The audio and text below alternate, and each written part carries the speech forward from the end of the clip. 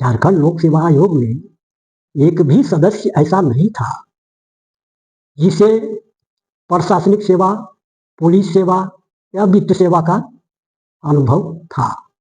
तो इंटरव्यू का इन लोग नाटकबाजी तो कर लिया। अब फाइनल रिजल्ट जब आया तो जो हम लोग ओबीसी कोटी में 34 कैंडिडेट थे, फाइनल रिजल्ट में सब लापता थे, एक भी नाम नहीं था। तो मैं तो चकित रह गया कि मेरा नहीं हुआ, किसी का तो होता। तो मैंने जेपीएससी से सूचना मांगा।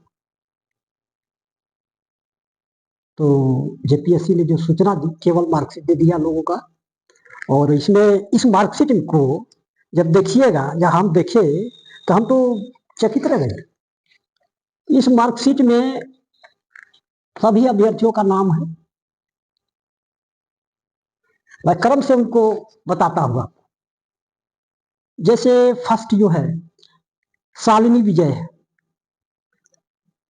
उसका टोटल मार्क्स 987 है। अब 987 जो मार्क्स है आपका 1200 में है।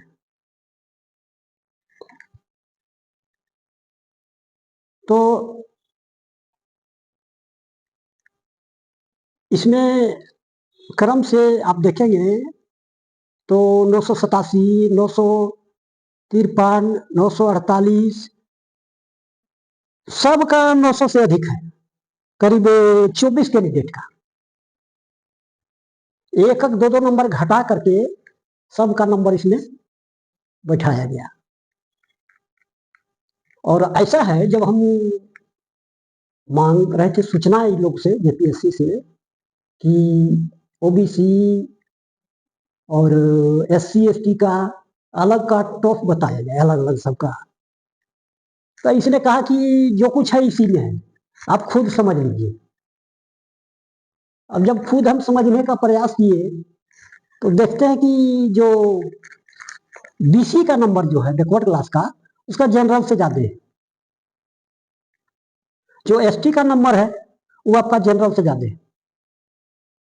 तब समझिए इसका क्या इन लोगों ने किया है। सो तो मार्क्स का तो खेल हमको समझ में नहीं आया इन लोग का। एक ही चीज हमको समझ में आया जो इन लोगों ने किया, मैंने समझा उसको, कि जब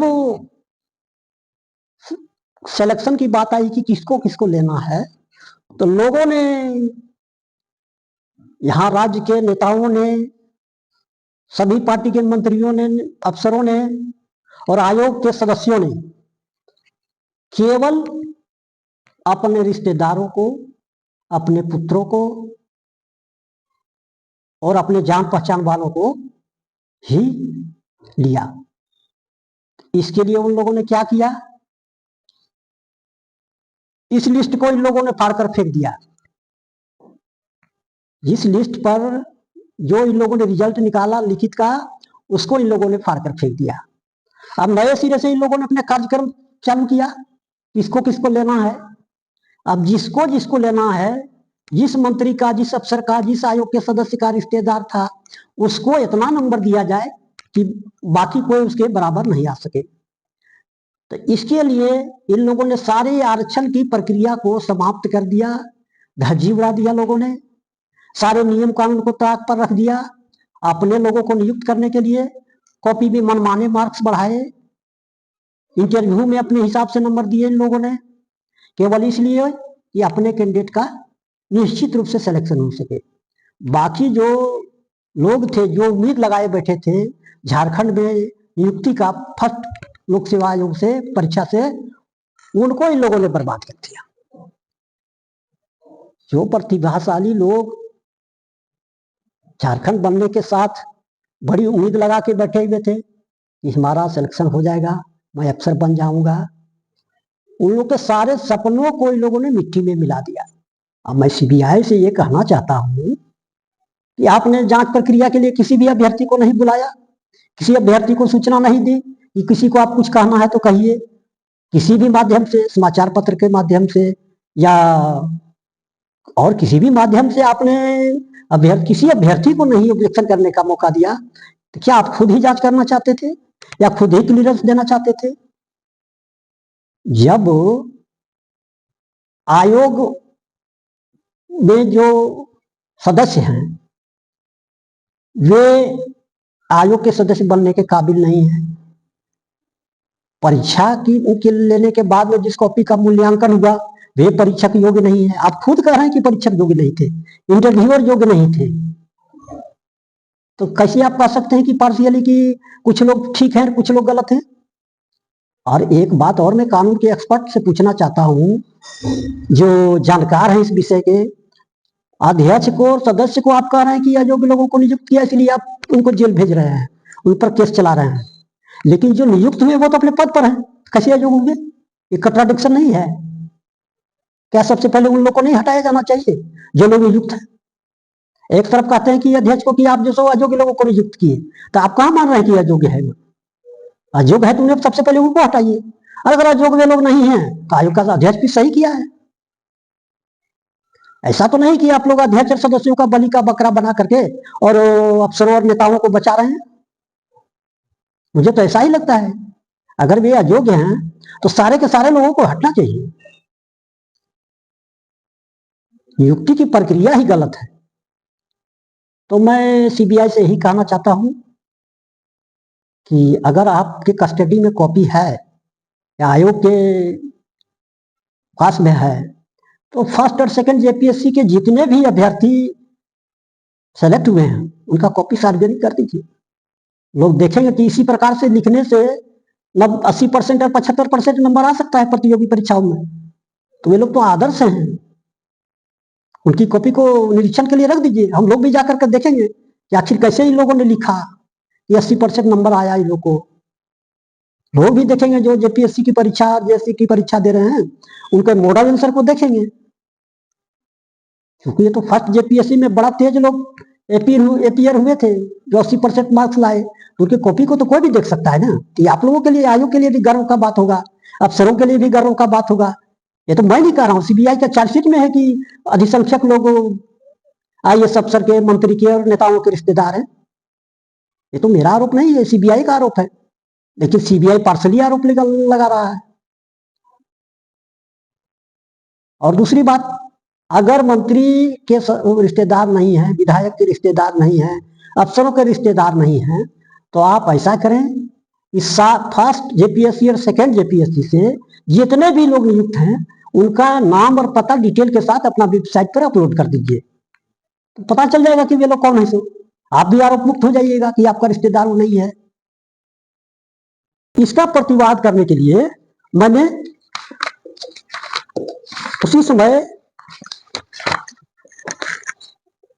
झारखंड के राज्यपाल, मुख्य सचिव, पुलिस महानिरीक्षक और लोक सेवा आयोग के अध्यक्ष सभी को मैंने पत्र लिखा और सबको बाय पोस्ट भेजा।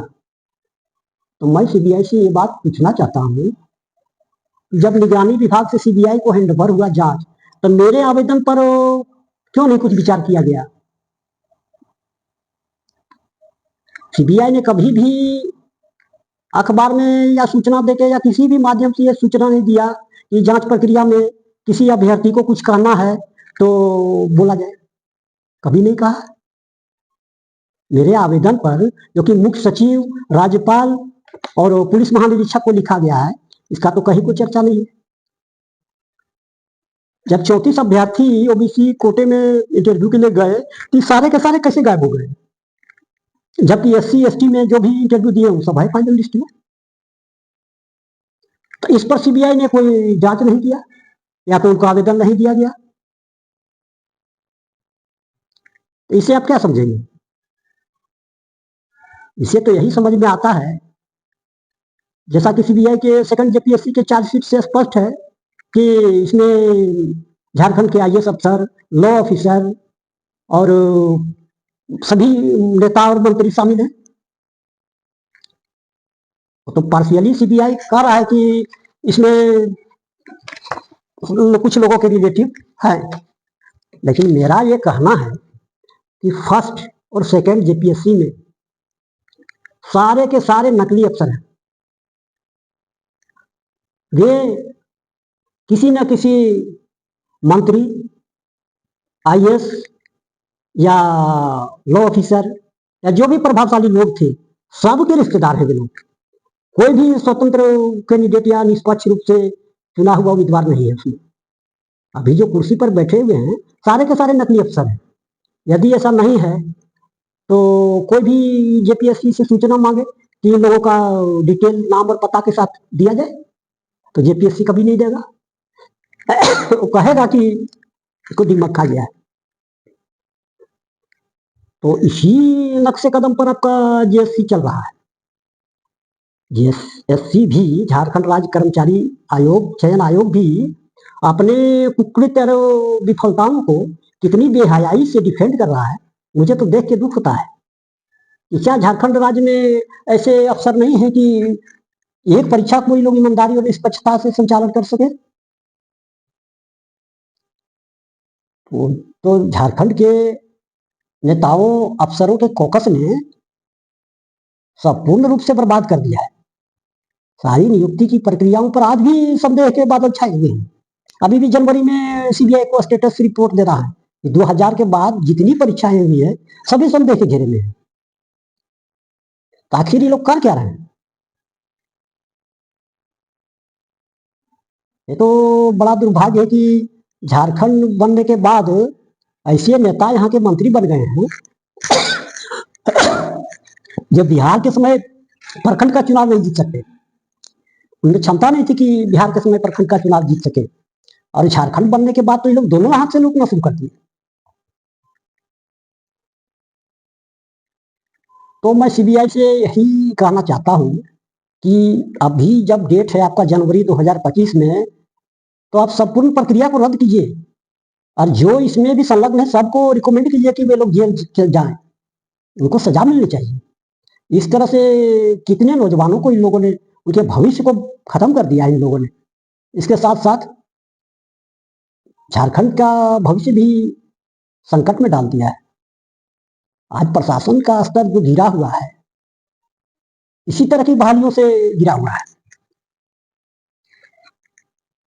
तो मैं तो इतना ही कहना चाहता हूं इस वीडियो में, और मैं इसके बाद चर्चा करूंगा झारखंड के बजट और वित्तीय प्रबंधन पर।